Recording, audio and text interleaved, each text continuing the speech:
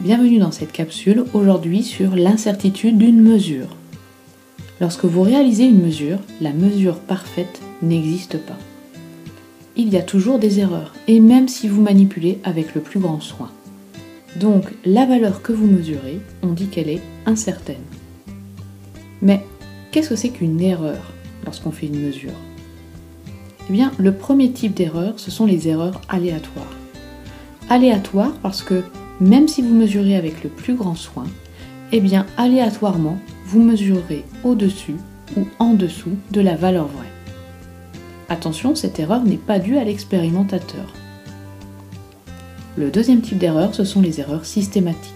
Les erreurs systématiques peuvent provenir d'un appareil mal réglé ou bien d'un opérateur qui ne manipule pas correctement.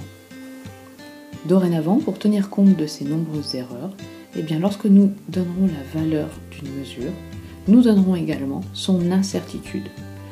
Et dans cet intervalle d'incertitude, on est sûr qu'il y a la valeur vraie. Par exemple, 25,2 plus ou moins 0,4 degrés Celsius. 25,2 est la valeur mesurée.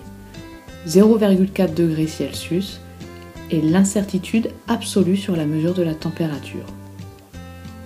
Dans ce cas, on ne connaît pas la valeur vraie de la température. On peut simplement dire qu'elle est comprise dans l'intervalle 24,8 degrés Celsius, 25,6 degrés Celsius.